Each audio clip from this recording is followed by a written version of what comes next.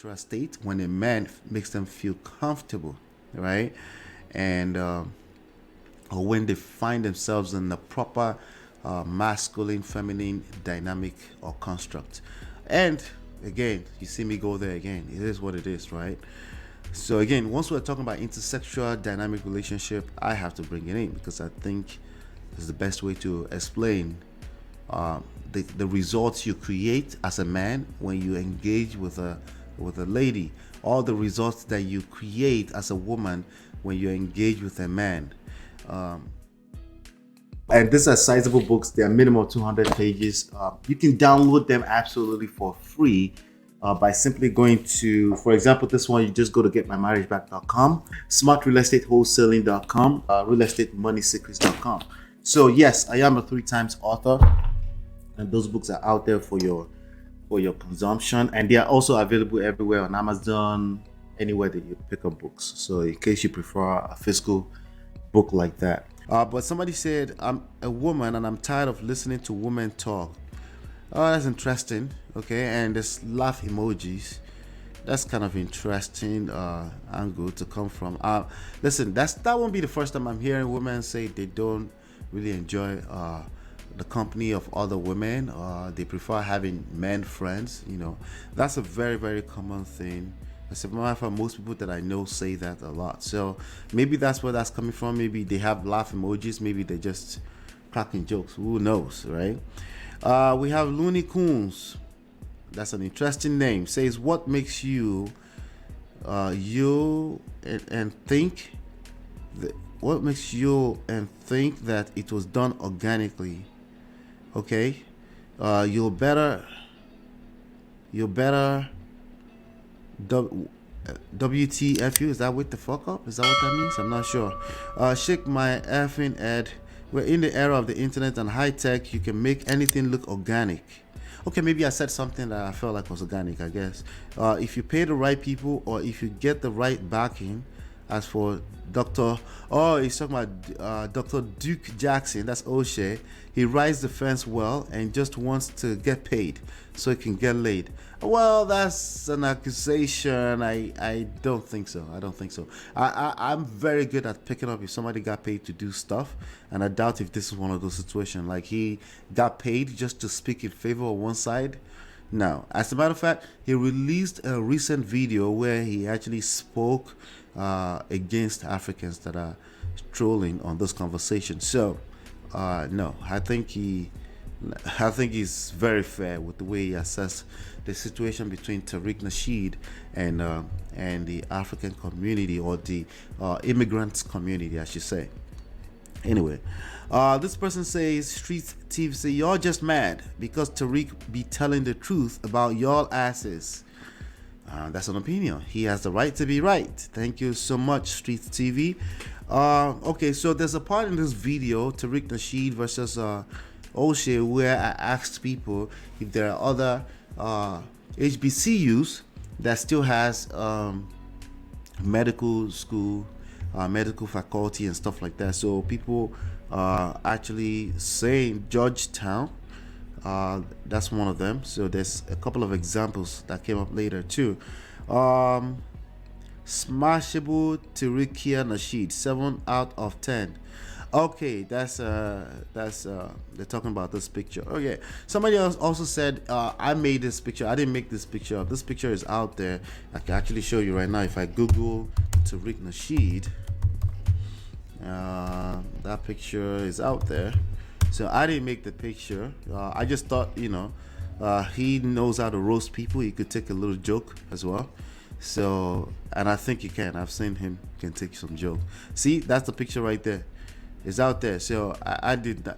I wouldn't make this picture. Just FYI, I wouldn't do that to another gentleman. I respect Tariq Nasheed. Funny enough, I respect him a lot. So, because of the movement that he's created, that's obviously creating this conversation in the first place. All right.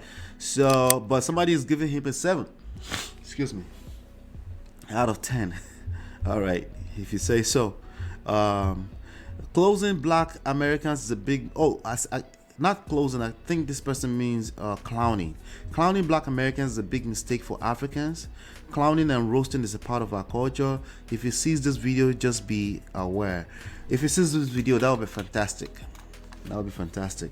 And if you think Black Americans clowning and roasting is part of the culture, where do you think they got it from? Okay, maybe you should go find the session he had with Nigerians, and I think they did a fairly good job at roasting his ass. So yeah, I think he got it from being an African in the first place. Anyway, I did a session reviewing. I did a live, then I also put out the video with reviewing the session that Jen from On the Block with Jen did assessing the manosphere, called Is the Manosphere Pseudo Masculine? And that video has gotten a lot of love as well. And we have the Pillow Talk with Sarah Bay, right? I think she's a content creator. Let me just make sure I'm subscribed. Let's see. Yeah, she's a content creator, so I'm gonna check out what she got going on. I just subscribed. So she said, I appreciate your view on this. Okay, I think she was responding to somebody, actually. I'm not sure. I appreciate your view on this. Beyond the masculine and feminine typical character traits, I love having intelligent conversations regardless of the level of education, status, gender, occupation. Yes, and I understand this statement.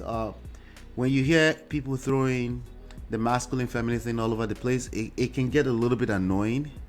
So I get that. It can get tiring even for my own ears. But unfortunately, a lot of the dynamics that we create still have masculine feminine energy in them. And I have to point them out because it's also a great way for me to understand what's going on, especially when it comes to the dynamics of intersexual relationships, right?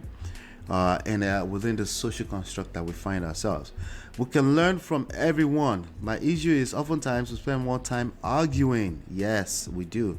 Interrupting and yelling at each other instead of listening. Yes. This is the main issue, to be honest. Maybe I could reduce the masculine feminine dynamics thing to a little bit, but when I see it, I see it. Speaking of seeing it, let me just see here. Let's see. Yeah, when I see it and I observe it, it is what it is, and that's why I like playing this video. Hey! Yo! Me, nigga! What's wrong with you, nigga? Come on, where my glasses? Get off of me before I jump your goofy ass again. Now beat that, bitch ass nigga. Pay for this shit, hurry up. No, Pay for that shit and hurry up before I drop your ass again. Touch me, get on the drop. Stop video for they Quit help touching me. me. You got my key. Quit touching me, help bitch. you. No, Help come you. on. All right, so there you have it. So and having valuable exchange, I agree with you. We don't have to agree, but it shouldn't turn into a fight either. Respect is key. Now, any woman that have experience will tell you respect is key. Naturally, when a woman is coming into this life, what they want typically is love. But when women start having certain experience, that usually is lack of love from a man. And then they start to demand respect. That usually means something wrong has happened, something a terrible experience has transpired for that woman. But generally speaking, if you keep me in context, especially women crave love naturally, and they go back to that natural state when a man makes them feel comfortable, right? And or when they find themselves in the proper masculine feminine dynamic or construct. And again, you see me go there again, it is what it is, right? So again, once we're talking about intersexual dynamic relationship, I have to bring it in because I think it's the best way to explain the results you create as a man when you engage with a lady, or the results that you create as a woman when you engage with a man.